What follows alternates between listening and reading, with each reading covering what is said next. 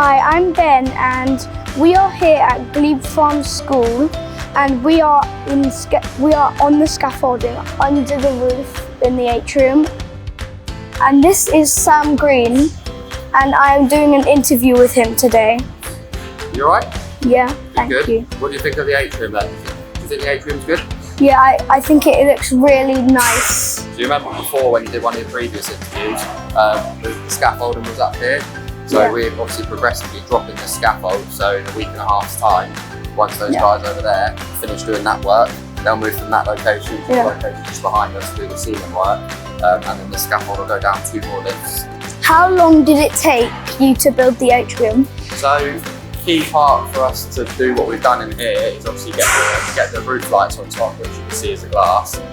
Once the roofers and the roof lights are installed, it took us about 5 weeks to get all the dry lining done, all the electrical work behind the walls, and then obviously get all the lights and the cables installed. How long has all the builders and you been on this project for? So we've been here, I believe it's about a year now. We started here in February, I think it was the 3rd week of February last year.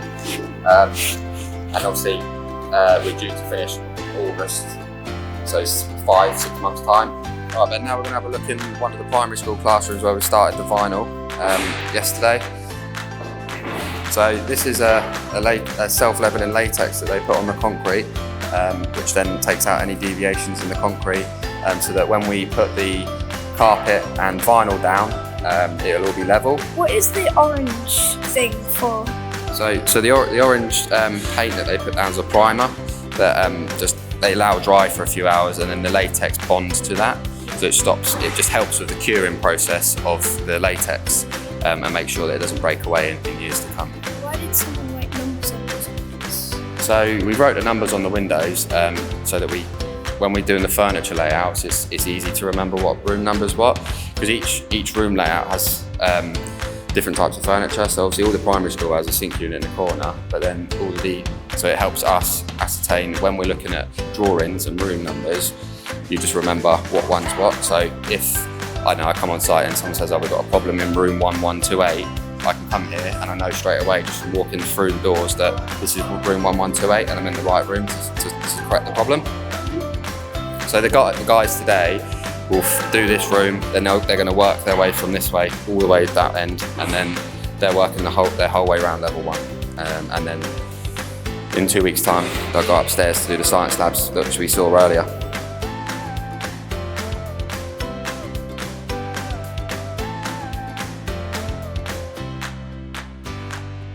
We'll go to the kitchen now. Okay, and then the sports hall. Right, Ben, so now we're in the kitchen. So as you can see behind us, it's the kitchen canopy. So this is where all the kitchen ovens, the steamers, etc. will be. And then obviously the extracts there, so all the ductwork you see above will take all the steam and the smell of the food out of the building. It goes up onto the roof and out into atmosphere. The dry liners are nearly finished in here, doing their boarding, and then next week on Monday we've got a company called Elite Interiors coming in.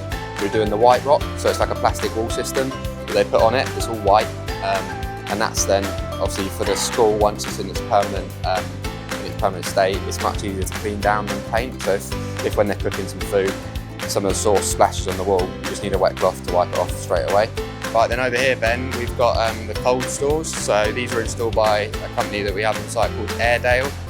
So once the school's open, this is where they'll store all the, so essentially it's a big fridge, so it's where all the food will be stored. So I'm sure at home you have a small fridge, these are 2 big fridges, so they'll be keeping the food cold and fresh, so that when the staff in the kitchen are cooking the food for all the students, it's all ready to go.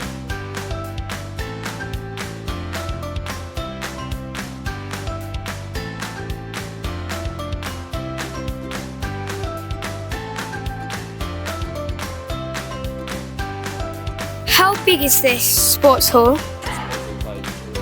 From where we're stood at the moment, from top to the bottom, it's 9 metres tall. So to the underside of that stillwork you can see above you, it's just under 8 metres, that area there. So these big stills that you see here and above our head up there, they're for basketball hoops to drop down, so that when obviously the school's playing sports in here, they'll be lowered from above down to this level.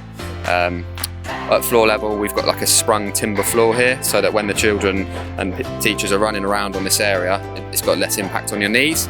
And as you can see, the block work's progressing really well in here. Where we've got the blocks that you can see like almost slots in, that's an acoustic block, so it helps with the echoing. So essentially when there's lots of people in here screaming and shouting, it's a noisy environment, it should stop the echoing off of the walls so that it won't be really echoey in here. And obviously the bricklayers, you can see, progressing really well in here. They've got another 2 weeks left to finish. And then the very top of the sports hall has got a plasterboard finish that will be done once all the scaffolding's come out. So yeah, we're making good progress in here. It's really good.